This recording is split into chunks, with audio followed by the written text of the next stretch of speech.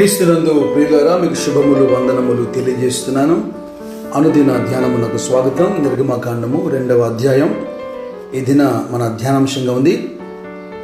ఈ అధ్యాయంలో మోషే పెద్దవాడైనప్పుడు అనే మాట చాలా నన్ను ఆకట్టుకుంది.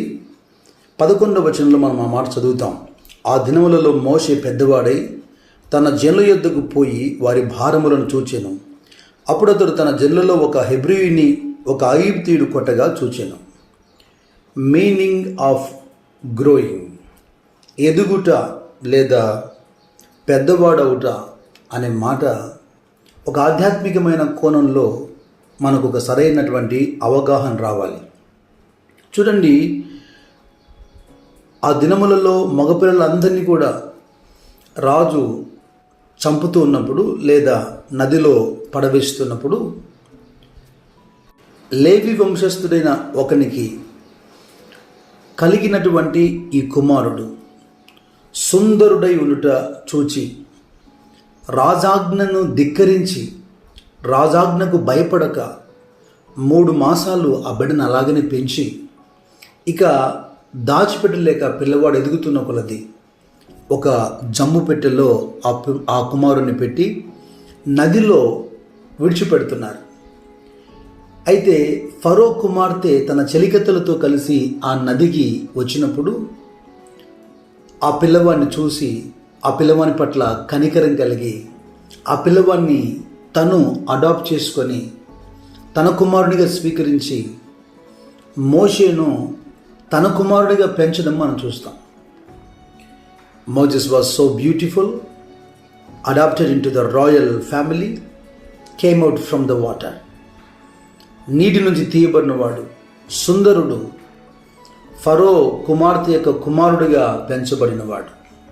వాస్తవంగా ఇటువంటి మంచి పొజిషన్లో ఉన్నటువంటి మోజెస్ ఇక తన వంశము తన జాతి తెలిసిన కూడా ఈ రాజరికము, ఈ వైభవము, ఈ సకల ఆ సౌఖ్యము తొలగిపోతుందేమోనని భయపడి వాటికి దూరంగా ఉండాల్సింది. కానీ ఈ మోషే పెద్దవాడైన తర్వాత అపోస్తుల కార్యంలో చాలా స్పష్టంగా 7వ అధ్యాయంలో 23వ వచనం అనేక అంశాలు అక్కడ ప్రస్తావించబడుతుంది. అతనికి 40 ఏళ్ళు నిండవచ్చినప్పుడు ఇజ్రాయిలైన తన సహోదరులను చూడవలన్న బుద్ధి పుట్టెను. అప్పుడు వారిలో ఒకడు అన్యాయం అనుభవించడం అతడు చూచి వారిని రక్షించి బాధపడిన వారి పక్షముగా ఐగుప్తుని చంపి ప్రతీకారం చేసెను.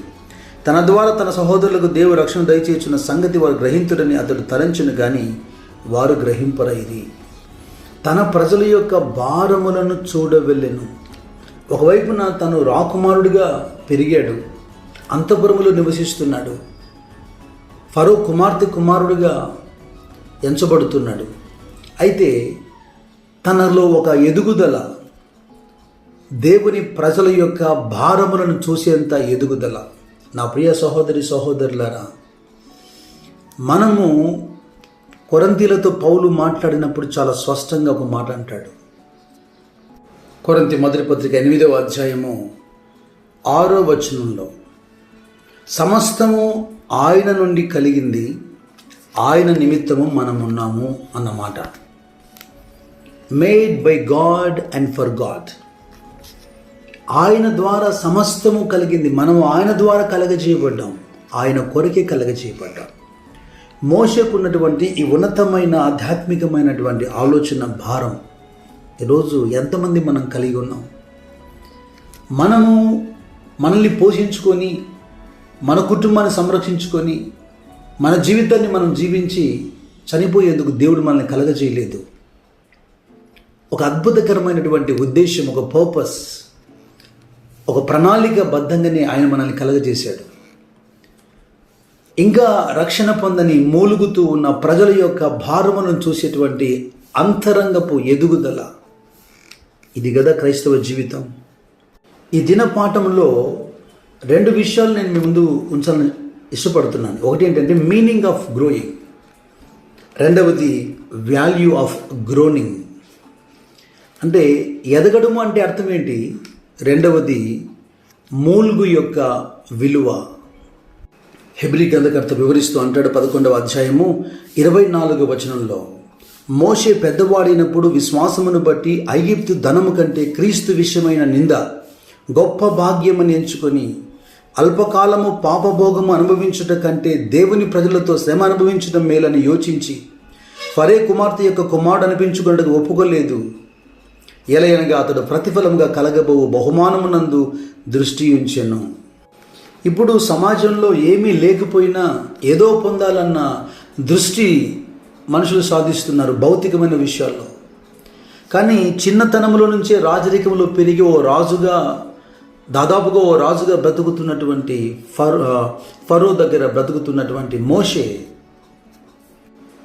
ప్రభు కొరకు, రాబోతున్నటువంటి మహిమ కొరకు, ప్రతిఫలముగా పొందబోయేటువంటి బహుమానం కొరకు సమస్తాన్ని ఉన్నది పోగొట్టుకొని ఎలాగా దివ్య సుందరుడై ఉన్నాడో అలాగా దూరదృష్టి కూడా కలిగి ఉన్నాడు. క్రీస్తు విషయంలో ఇక నిందపడడం కాస్త పక్కన పెడితే, మన వ్యాపారం కొరకో, మన ఉద్యోగం కొరకో, మన లాభం కొరకో క్రీస్తును ఎరగమన్నట్టుగా ప్రవర్తించేవారు అనేకులు లేరా? తన ప్రజలకు న్యాయం చేయాలన్న ఆలోచనతో అతడు ఒకరిని కొట్టి చంపాడు, అతడు భయపడ్డాడు, అతడు పారిపోయాడు, అతడు గొర్రెల కాపరిగా స్థిరపడిపోయాడు. కానీ అతని అంతరంగంలో ఉన్నటువంటి ఆ ప్యాషన్, ఆ ఎదుగుదలను దేవుడు చూశాడు. అనేక సంవత్సరాలు దొర్లిపోయిన దేవుడు మోషేని విడిచిపెట్టలేదు. తిరిగి ఐగుప్తుకు తీసుకొని వచ్చి ఇజ్రాయేలుకు కాపరిగా నియమించాడు.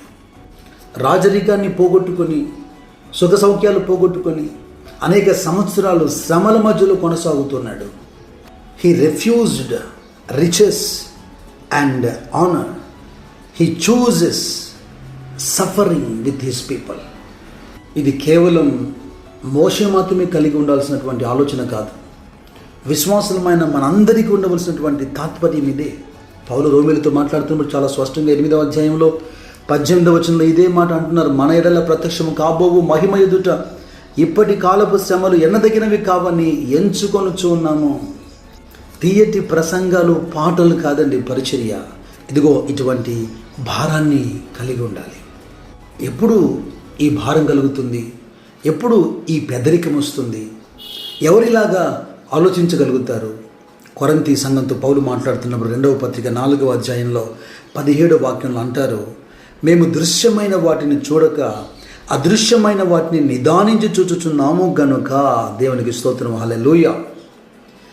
ఇది ఏదో ఎవరినో చూస్తే పుట్టేది కాదు.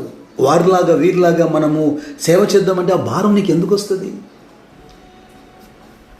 కంటికి కనిపిస్తున్న దృశ్యమైన వాటి మీద నీవు చెల్లించక అదృశ్యమైన వాటిని నిదానించి చూస్తుంటే, ఇదిగో అపోస్తుల వలె, మోషే వలె, ఒక నాయకుని వలె ప్రజల భారముల పట్ల మనకు భారం కలుగుతుంది. అయితే మోషే ఇలాగా హెబ్రీను పక్షాన నిలబడి ఐగుప్తుని కొట్టిన తర్వాత నిర్గమకాండం 2వ అధ్యాయంలో 13-14 వచనాలు చదివితే, మరునాడు అతడు బయట నడిచి వెళ్ళుచుండగా హెబ్రీలైన మనుషులు ఇద్దరు పోట్లాడుచుండేది. అప్పుడు అతడు అన్యాయం చేసిన వాడిని చూసి, నీవేళ నీ పెరుగు వాడిని కొట్టుచున్నావని అడగగా అతడు, మా మీద నిన్ను అధికారిగాను తీర్పరిగాను నియమించిన వాడెవడు? నీవు ఆ ఐగుప్తిని చంపినట్లు నన్ను నువ్వు చంపవలనని అనుకొనుచున్నావా నేను? అందుకు మోషే నిశ్చయంగా ఈ సంగతి బయలుపడిన అనుకొని భయపడాను. ఎవరికి ఈ విషయం తెలియదని మోషే అనుకున్నాడు. కానీ ఆ మరుసటి దినం ఇద్దరు హెబ్రీలే ఒకరి మీద ఒకరు పోట్లాడుతున్నారు. అన్యాయం చేస్తున్న వాడిని మోషే మందలించినప్పుడు వాడు అంటున్నాడు, మా మీద అధికారిగా తీర్పరిగా నేను నియమించిన వాడెవడు? ఐగుప్తుని కొట్టి చంపినట్టు నన్ను కొట్టాలనుకుంటున్నావా? అయితే ఫరోకి ఈ సంగతి తెలిస్తే మోషేని చంపేస్తాడని మోషే అక్కడి నుంచి పారిపోతున్నాడు.